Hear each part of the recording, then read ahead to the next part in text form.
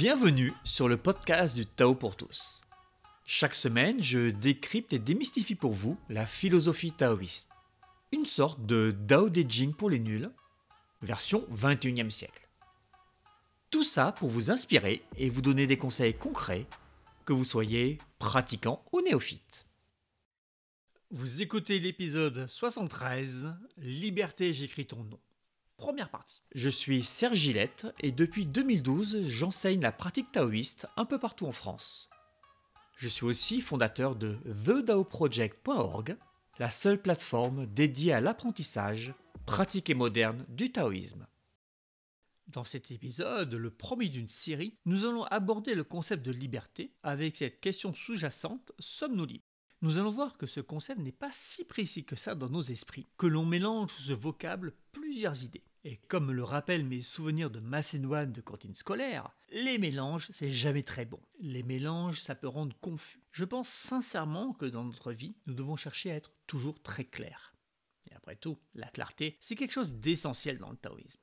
Alors oui, les textes taoïstes peuvent paraître fumeux, brumeux, peu clairs. Oui et non. Ces textes vont paraître brumeux, voire incompréhensibles au même titre que de simples instructions sur la navigation à la voile apparaîtront comme du pur charabia aux non-marins. Les taoïstes ont un jargon métier, comme tous ceux qui ont un travail technique et précis. Avocats, maçons, marins, boulangers, scientifiques. Donc, qu'est-ce que c'est pour vous la liberté ? Et je vous laisse la parole. La liberté, ça serait pas la capacité de choisir ? Effectivement, il y a pas mal de gens qui vont penser ça. Je suis assez d'accord, je suis pas contre ça. Le fait de pouvoir choisir, c'est la liberté. Ok. Si on part de ce point de vue-là. Attends, est-ce que ça serait pas plutôt que de choisir agir ? J'ai envie de faire ça, je le fais. C'est ma liberté de pouvoir le faire ou de ne pas pouvoir. Alors on va juste préciser quelque chose. Il y a deux notions qui s'opposent et qui vont s'inviter dans la discussion. La première, c'est celle de nei, d'interne. Quand je pense, je suis dans mon esprit, c'est interne. La seconde, c'est celle de why, d'externe. Quand j'agis, c'est dans le monde, c'est externe, c'est à l'extérieur de mon esprit. Donc là, tu parles de choix et d'action. Ma question serait alors de te demander, où est-on ? Où, pour être plus précis, est-on en interne ou en externe ? Si on estime que la liberté, c'est d'avoir la capacité de choisir d'arrêter de fumer, quand est-ce que tu as réellement choisi ? Est-ce quand tu as affirmé bien haut que les clopes c'était fini ? Ou est-ce au moment où tu as jeté ta dernière cigarette avec ton briquet dans la poubelle jaune ? Je dirais que c'est le moment où tu jettes ton briquet. Donc selon toi, il y a une partie de ce choix qui est déjà dans l'action. Prenons un autre exemple. Tu es sur le plongeoir de la piscine municipale à 3 mètres de hauteur et tu as choisi de plonger. Si tu es comme moi, que tu n'aimes pas vraiment la hauteur, tu n'as pas spécialement envie de sauter et encore moins de plonger. Et même si tu veux frimer devant tes potes. Alors, quand est-ce que tu as choisi de plonger ? Le moment où tu as choisi, est-ce le moment où tu es en train de faire un bond dans le vide ? Ou est-ce avant, quand tu pèses le pour et le contre, que tu argotes, que tu te tâtes ? J'y vais ou j'y vais pas ? Dernière petite mise en situation. Au restaurant à la fin du repas, tu peux te demander ce que tu vas prendre comme dessert. Tu regardes la carte, tu hésites, tu pèses les avantages de la tarte au citron versus ceux du fondant au chocolat. Puis tu te dis, ça y est, j'ai choisi. Oui, j'ai choisi, c'est bon. Et puis quand le serveur arrive, brusquement tu remets en question ton choix. Ah, c'est que le tiramisu a l'air tentant aussi. L'effet et le regard exaspéré du serveur te montrent que tu l'as pas encore choisi.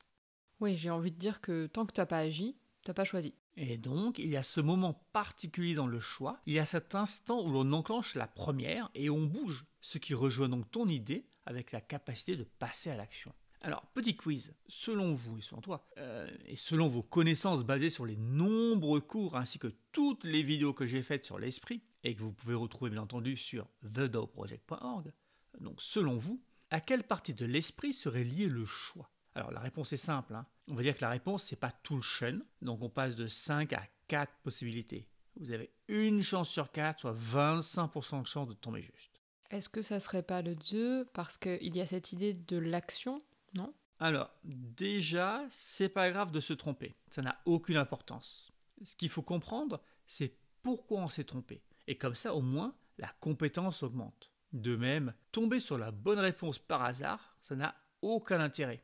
On n'apprend rien. Il vaut mieux quelqu'un qui se trompe, ça permet d'expliquer la raison derrière l'erreur, et souvent, même ceux qui ont vu juste sont surpris des précisions apportées. Alors non, le choix n'est pas dans le 2. Pourquoi? Parce que dans le Tzu, on est à fond dans le why, dans l'externe. On est dans la manifestation des choses. Mais rassure-moi quand même, quand tu fais un choix, il y a quand même une petite partie interne, non? Tu réfléchis un tout petit peu quand même. Ah oui, je peux même trop y penser avant de décider. Tiramisu, tarte au citron... La réflexion, c'est quelle partie de l'esprit? Quel ministre? Le yi, ça c'est simple. Donc le choix est dans le yi, dans le mental? Ben non, car comme tu l'as dit, tant qu'on n'a pas sauté du plongeoir, on n'a pas vraiment choisi. On a un passage à l'action, qui lui est dans le Tzu. Mais alors là je comprends plus. Si le choix n'est pas dans le yi, parce que le yi est interne et qu'on a des éléments d'action, mais qu'il n'est pas dans le tzu, parce que dans le choix il y a aussi des éléments de réflexion, il est placé où le choix? C'est plus très compliqué, on a éliminé 2 choix sur 4. Il nous en reste 2, le Run et le Po. Ça ne pourrait pas être dans le Neipo, dans cette zone entre le yi et le po sur le schéma de l'esprit? Clairement pas, car qui dit Neipo dit, comme son nom le suggère, interne. Nei, interne. Et dans le choix, comme tu l'as mis en évidence, il y a une composante externe. Le choix, ce n'est pas que du blabla. Tu as décidé d'arrêter de fumer et tu jettes clope et briquet. Je suis sur mon plongeoir et à un moment donné, je suis dans le vide comme le coyote du dessin animé. Je crois que j'ai arrêté de fumer, je suis dans le Neipo. J'ai arrêté de fumer, je suis dans le why, dans l'action. Alors, je ne dis pas que le Neipo n'aura pas d'influence sur les décisions que l'on va prendre. Je ne dis pas ça du tout. Il va être indispensable car il va alimenter la prise de décision. De même que la masse va en quelque sorte alimenter la gravité quand un objet tombe. Pourtant, la masse n'est pas la gravité. Donc oui, le Neipo va intervenir et oui, il va nous poser plein de soucis qui vont nous ramener à la liberté. Et je promets qu'on va en reparler d'ici la fin de l'épisode. Je disais donc qu'il reste 2 parties de l'esprit. Est-ce qu'on fait des choix dans l'absolu, dans des concepts ou sur des choses concrètes du monde matériel? Pas sur des choses concrètes. Le tiramisu, la cigarette, le plongeon, donc c'est le pot. Mais alors, dans le pot, il y a à la fois cette capacité de réflexion et cette capacité d'action. Je croyais que chaque partie de l'esprit avait ses propres fonctions et qu'elle n'empiétait pas sur celles des autres. Tu as bien compris. En réalité, le pot permet ce passage entre le monde interne, dans sa tête, dans ses fantasmes, et le monde externe, le vrai monde, dans l'action. On peut le voir comme le ministre qui fait passer du projet à la réalisation. Le pot est situé à la frontière entre le monde intérieur et le monde extérieur. Et c'est en permettant cet échange qu'il participe à la capacité de choisir. C'est le vrai problème des gens qui réfléchissent. C'est qu'ils croient qu'en moulinant, ils ont résolu les soucis, qu'ils ont résolu leurs problèmes, qu'ils ont fait la chose. Bah non, ils n'ont rien fait. Et on peut le voir à plein de niveaux. La personne se plaint. Gna gna gna, j'arrive pas à m'endormir le soir, je pense trop à mon avenir, au travail. Alors moi je demande, mais qu'est-ce que t'as fait? T'as fait quelque chose? Bon, peu importe ce que c'est, d'accord? On peut prendre une tisane avant de se recoucher, faire le tour de sa chambre, prendre quelques respirations, en fait on s'en fiche. La question est ouverte, d'accord? Ce qui est marrant, c'est que la personne va te répondre. Alors oui, j'ai acheté des livres sur l'ambition, les évolutions de carrière, la mission de vie, la méditation, et je les ai lus. Et là, rien. La personne est persuadée de toute bonne foi, c'est pas parce qu'elle est bête, de toute bonne foi, elle est persuadée qu'elle a fait quelque chose. Et elle ne comprend pas pourquoi rien ne change dans sa vie d'ailleurs. En fait non, elle a juste réfléchi. Et réfléchi, comme l'expérience le montre, ça ne sert à rien. Dans le sens où, tant qu'on réfléchit, il ne se passe rien. D'accord? C'est pas dans le sens où il ne faut pas se poser de questions. Je dis pas qu'il ne faut pas réfléchir. J'ai pas dit ça du tout. Mais ça sert à rien tant qu'on n'est pas passé à l'action. Moi, j'ai un exemple comme ça de quelqu'un sur plusieurs années, où à chaque fois que je le voyais, il me racontait à quel point ça n'allait pas dans sa vie. Et à chaque fois, je lui demandais ce qu'il avait fait. Et il me parlait des bouquins qu'il avait achetés et lus. Et il aurait aussi pu me parler des super podcasts qu'il suivait, ça aurait été pareil. Et rien n'a changé. Ce qui est normal, il n'y a pas de surprise là-dedans. Faut un miracle pour qu'en ne faisant rien, les choses évoluent dans le bon sens. Oui, même en écoutant ce podcast, si vous ne faites rien, ne vous attendez pas à ce que le bonheur vous tombe tout cuit dans le bec. Quand on ne passe pas à l'action, pas besoin de miracle pour que rien n'évolue et que l'on reste dans le même marasme. Non, c'est la nature des choses. Il y a un truc vicieux en plus, c'est que le yi est très fort. Il peut se persuader qu'il est en train de faire des choses, et donc il va alimenter le Neipo avec toutes ses idées, toutes ses constructions bancales. Et nous, de toute bonne foi, on est persuadé de faire des choix, alors qu'on ne fait rien. La vraie réponse, c'est le pot. Le pot, c'est la liaison avec le monde matériel. c'est la liaison avec les mécanismes du monde matériel. Et dans ces mécanismes, il y a tous les cycles. Il y a donc tous les changements. Faire un choix, c'est faire un changement. Ou empêcher un changement. Mais en tout cas, on a un changement qui se produit. C'est aussi accepter le monde matériel.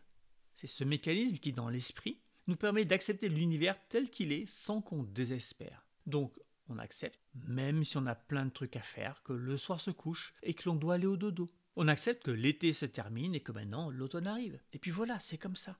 On accepte et sans en souffrir. C'est pas mon Dieu, l'été est fini, oh, il va se remettre à pleuvoir et les jours vont raccourcir. C'est pas ça. Ça, c'est un pot qui est malade qui est en train de parler là. Non, le pot sain, il s'en fiche. Il fait ouais, c'est la fin de l'été, cool. L'automne arrive, cool. Ce pot, sa qualité, c'est le lâcher prise. C'est d'accepter le monde. Et quand on fait un choix, d'accepter que ce qu'on n'a pas choisi, ça n'apparaisse pas. Si j'accepte, si je décide, pour reprendre l'exemple absolument stupide mais très parlant du dessert, si je décide de prendre le fondant au chocolat, j'accepte de ne pas prendre les autres desserts. Donc je renonce aux autres possibilités, j'en fais le deuil. Choisir, c'est renoncer à tous les choix qu'on n'a pas pris. Donc ça demande de lâcher prise. Ou alors, on n'a pas vraiment choisi.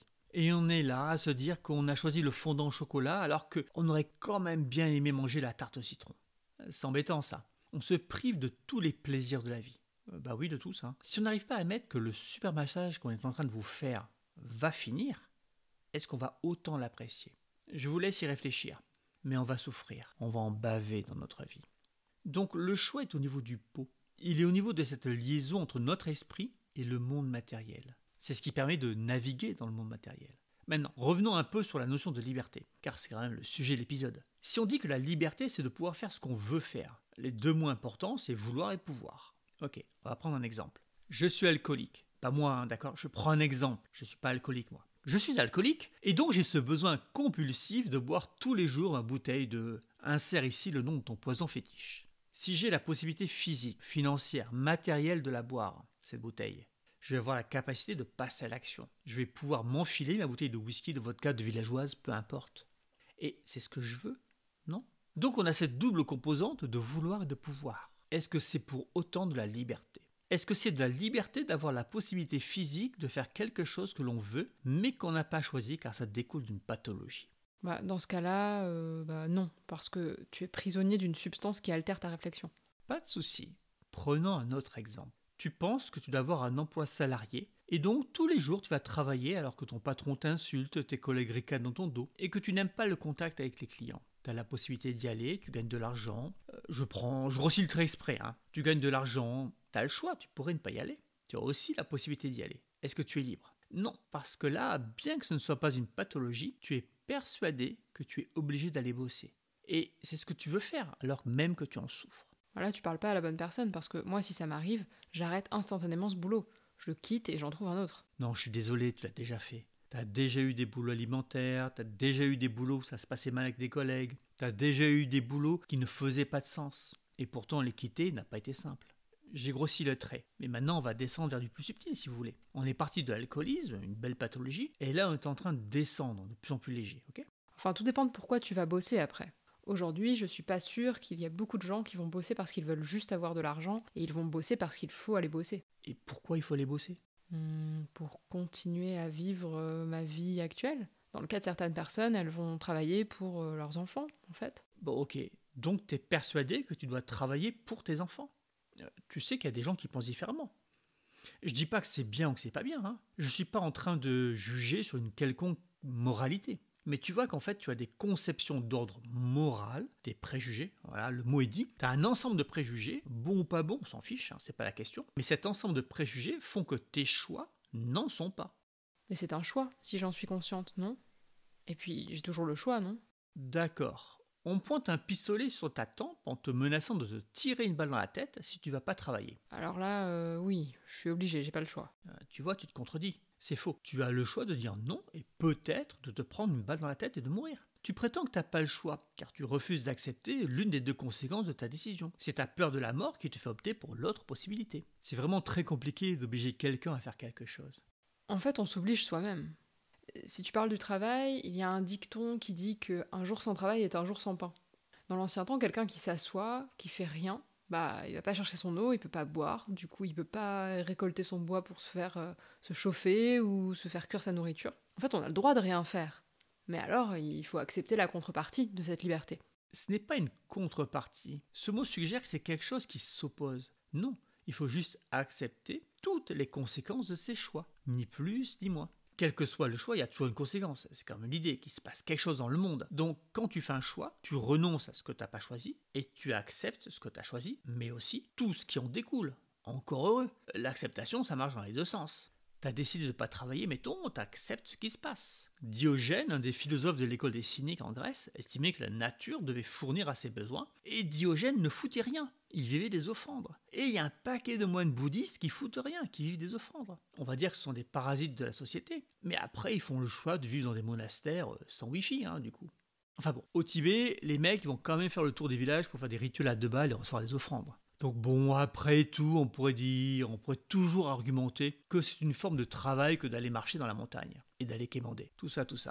La réalité, c'est qu'ils sont pas tout à fait au clair avec leur non-choix de départ. Rappelons qu'au Tibet, les familles envoient leurs enfants au monastère sans leur demander leur avis.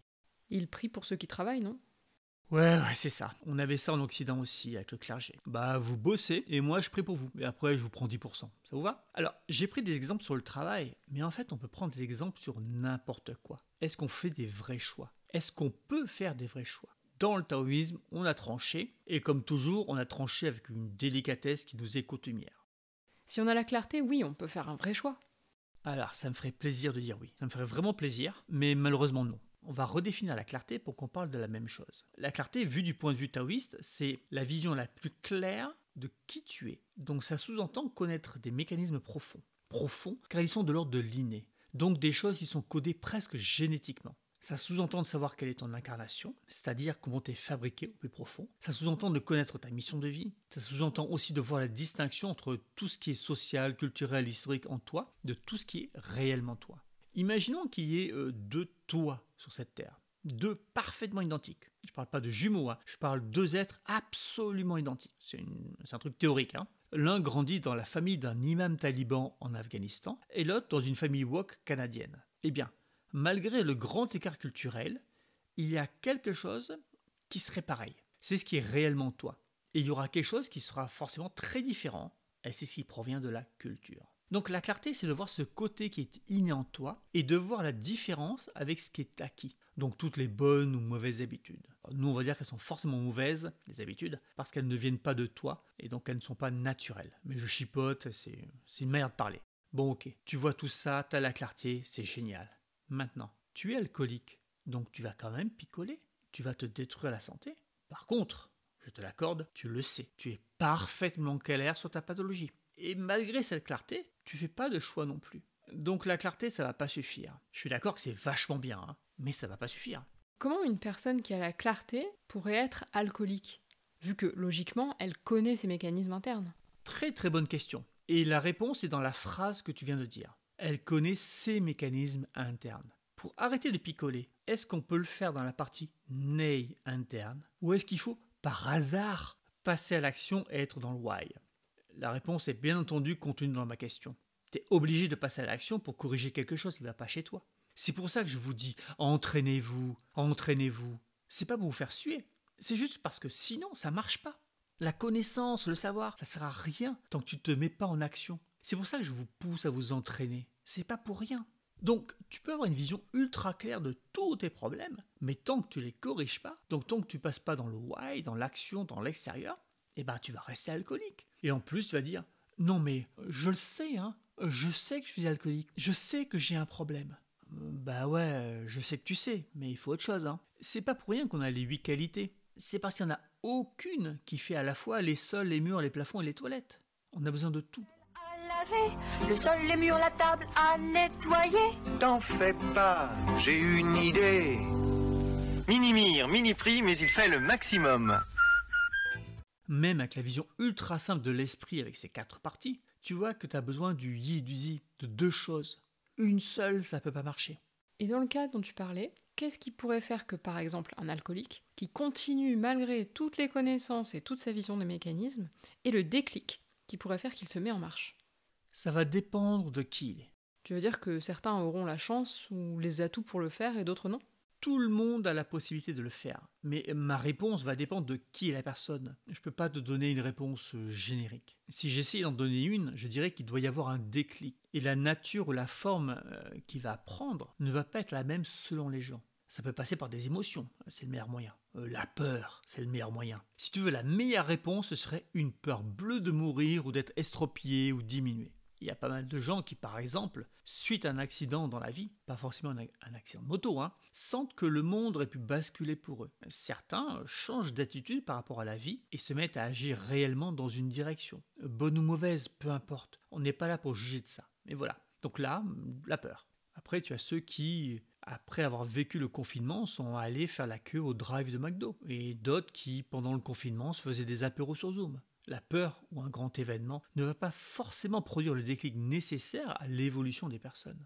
Déjà, il faut qu'il y ait cette prise de conscience. C'est un processus alchimique de la pratique, et plus cette prise de conscience est violente, et mieux c'est. Il y a un hexagramme dans le I Ching pour ça. Cet hexagramme dit qu'il y a un cas aussi où ça ne va pas marcher. C'est le cas où cette peur, ou la violence de la confrontation, a littéralement paralysé la personne.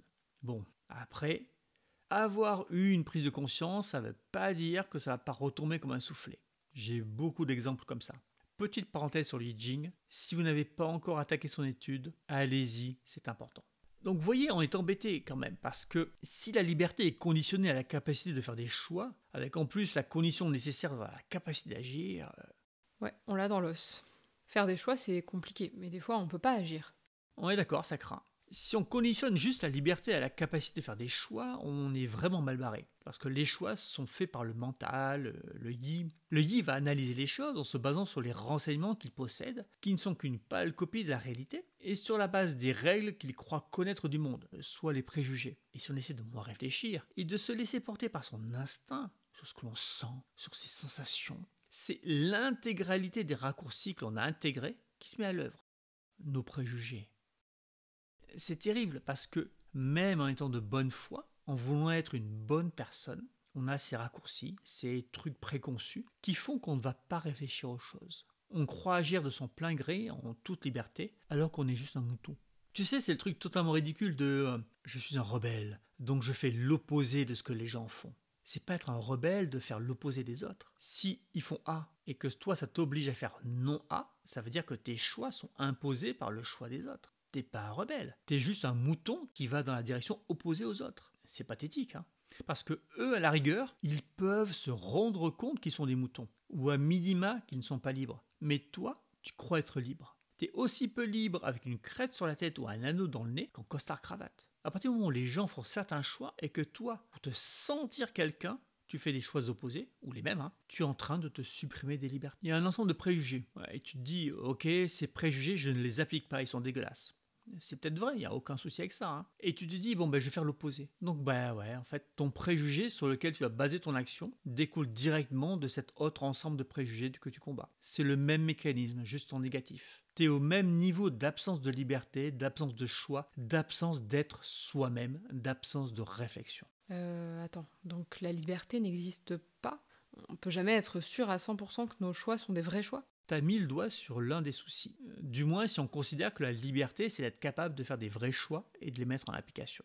Et c'est sur ce cliffhanger que va se clore ce premier épisode autour de la liberté. Il soulève pas mal de questions et je vous encourage très vivement à regarder dans votre vie ce que vous avez réellement choisi ou ce qui vous a été plus ou moins imposé par votre environnement. Travail, conjoint, enfant, lieu d'habitation. Où avez-vous réellement été libre? Où avez-vous été contraint? Regardez vos prétendues valeurs. Lesquels sont des choix, lesquels proviennent de votre éducation. Ça peut être déprimant, je vous le cache pas, mais cette réalisation, ce premier pas vers la clarté, peut être le premier pas vers une vie heureuse. Et si vous prenez ce podcast en cours de route, allez vite vous inscrire sur thedaoproject.org. Vous y trouverez plein de vidéos sur une foule de sujets touchant à la pratique, au bonheur, à l'esprit, à l'énergie, ainsi que des cadeaux très pratiques. Et peut-être que cela vous donnera le déclic et que vous déciderez d'avancer avec moi. Et sur ce, je vous souhaite une bonne pratique.